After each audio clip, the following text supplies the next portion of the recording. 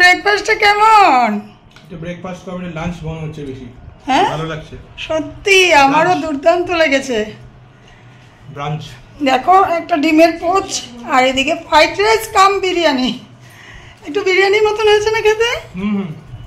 আর তোমাকে দেখতে মনে হচ্ছে একটু করে বিয়ে বাড়ির ক্যামেরাম্যানদের মতো। কেন? মানে যে এসে ধরছো যে মুখের সামনে। হ্যাঁ, এটা হয়েছে কি বলতো, সবুত তুই যে খাচ্ছিস।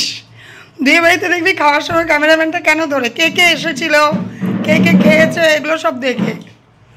আর মেয়ে একদম সাজুগুজু করে রেডি হয়ে যে পয়লা বৈশাখের নতুন টি শার্ট এসেছে এতদিনে।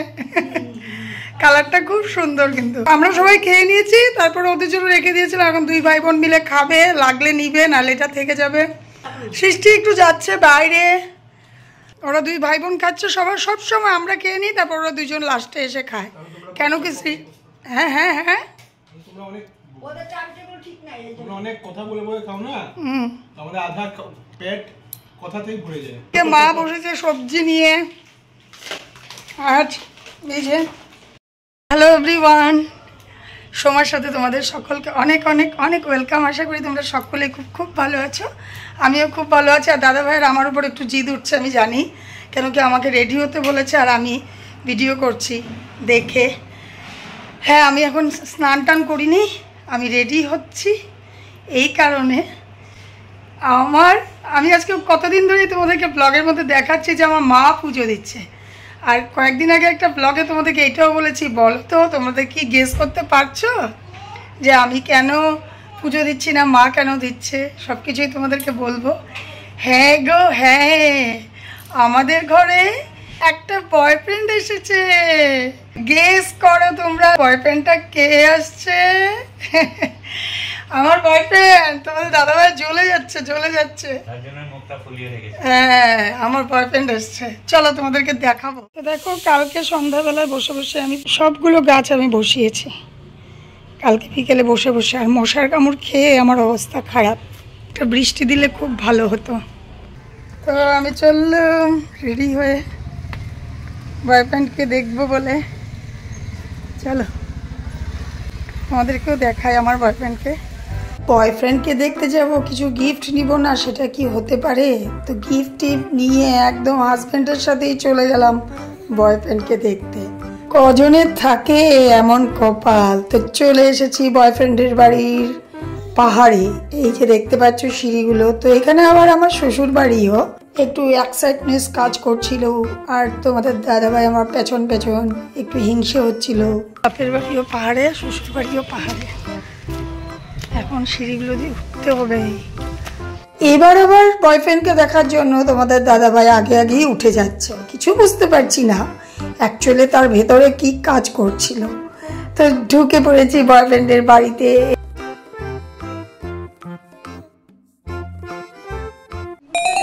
আমার বয়ফ্রেন্ড আমার কোলে, আমার বয়ফ্রেন্ড আমার কোলে। তোমার কি জেলাস হচ্ছে নাকি?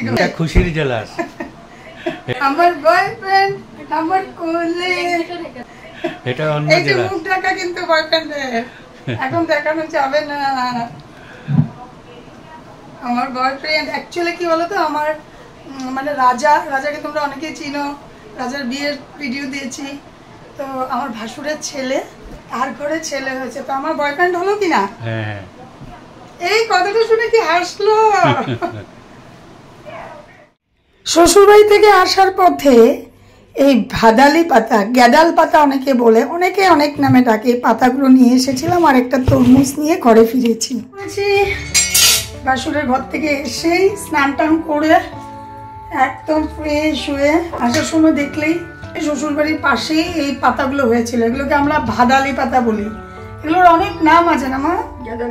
গ্যাদালি পাতা বলে অনেকে। একটু গন্ধটা কেমন, কিন্তু খেতে মন্দ হয় না। এগুলো বড়া খাবো, ডাল বাটা, রসুন, পেঁয়াজ, লঙ্কা কুচি দিয়ে বড়া। রান্না করতে পারো তুমি? শিখে গেছো বলে। এই বেশি কথা বলিস না, বুঝেছিস?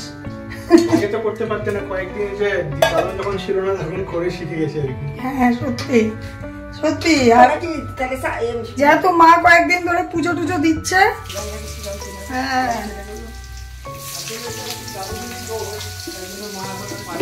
তার মানে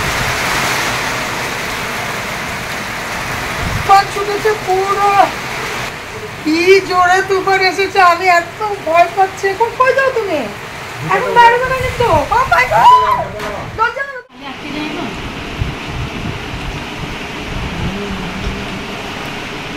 অনেক পরিশ্রম করে নিয়ে আসলাম আইসক্রিমটা। হ্যাঁ, আমি শুধু ভাবছি যদি তুফানটা ছোটার আগে তুই না আসতি তাহলে আমি বাইরে তুফানে থাকতাম। আমার ভীষণ ভয় লাগে তুফান। ঋষিও ঘরে এসে ঢুকেছে আর তুফানটাও ছুটেছে। এই বছর প্রথম আমাদের এদিকে এরকম তুফান দিয়েছে। হ্যাঁ, কালবৈশাখী ঝড় দেখতে গেছিলাম যখন তুফানটা সাজ করেছে। আমি দেখতে গেছিলাম আমার গাছ টাছগুলো ঠিক আছে কিনা, আর এতটুকু টাইমে মনে হচ্ছে সব উড়িয়ে নিয়ে যাবে। আমি জানি না আমার মতো কে কে তুফান ভয় করো, আমাকে একটু জানিও। আমি ভীষণ ভয় করি, ভীষণ। আজকে আর কোনো রকম ভিডিও করতে পারলাম না, আমি ভীষণ ভয় পেয়ে গেছি। চলো আজকে এখানেই বিদায় নিচ্ছি। আর আমাদের বাড়ির বিড়ালটা চালে উঠে মেয়াও মেয়াও করছে আমার মতন, ভীষণ ও ভয় পাচ্ছে। তো চলো তোমরা সবাই খুব খুব ভালো থেকো, ভালো লাগলে একটি লাইক করো।